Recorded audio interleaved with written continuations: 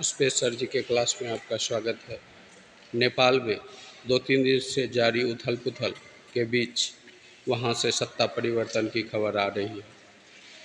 नेपाल में जो स्थिति बन रही है, पूर्व न्यायाधीश सुशीला कार्की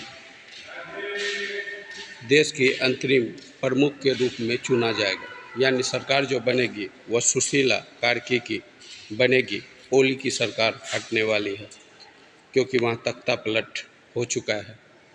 जेन 2 या जेन जेड से अपार समर्थन मिलने के बाद सुशीला कार्की का प्रधानमंत्री बनना लगभग तय हो चुका है। जेन 2 का अपार समर्थक सुशीला कार्की के साथ था और उसी के विद्रोही ने ओली की सरकार का तख्ता पलट किया और उसका अपार समर्थक सुशीला कार्की के साथ है।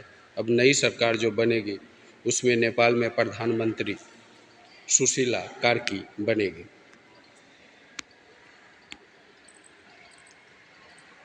नेपाल की पहली मुख्य न्यायाधीश रह चुकी सुशीला कार्की के बारे में जानते हैं। यह नेपाल की पहली महिला मुख्य न्यायाधीश रह चुकी है। 73 वर्षीय सुशीला कार्की ने भारत के प्रति गर्मजोशी व्यक्त की और दोनों देशों के बीच मधुर संबंध की उम्मीद की।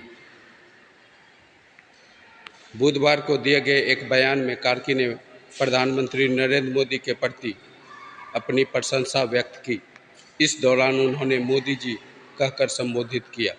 उन्होंने भारत के साथ अच्छे संबंध की बात कही। सबसे बड़ी बात है, सुशीला कार्की भारत से अच्छे संबंध करना चाहती है, उससे अच्छा संबंध रखना चाहती है। यानी भारत नेपाल संबंध अच्छा हो जाएगा यदि सुशीला कार्की की अब जो है सरकार बनती है, वो प्रधानमंत्री बनती है, जो लगभग तय हो चुका है। मेरे जहान में मोदी जी के लिए अच्छा इम्प्रेशन। न्यूज़ 18 को दिए गए इंटरव्यू में पीएम मोदी से अपनी उम्मीदों के बारे में पूछे जाने पर कार्की ने कहा, भारतीय प्रधानमंत्री नरेंद्र मोदी की कार्यशैली से प्रभावित कार्की ने कहा, मोदी जी को नमस्कार, मेरे जहान में मोदी जी के लिए अच्छा इम्प्रेशन है।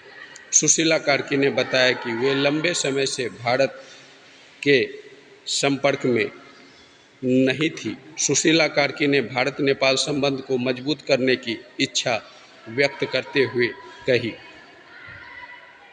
हम इस बारे में बात करेंगे जब यह एक अंतर्राष्ट्रीय मामला होता है। दो देशों के बीच जो कुछ लोग एक साथ बैठकर नीति बनाते हैं। कार्की ने भारत के प्रति मजबूत संबंधों पर जोर दिया, भले ही सरकारी संबंध एक अलग मामला हो।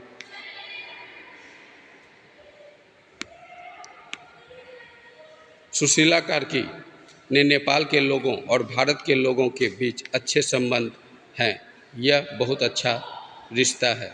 हमारे कई रिश्तेदार, कई परिचित, हमारे पास बहुत सद्भावना, बहुत प्यार है। उन्होंने किसी भी नेता का नाम लिए बिना भारतीय नेताओं की तारीफ की और उन्हें अपने भाई बहन बताया। BHU के दिनों को याद कर रही बोली सुशीला कार्की।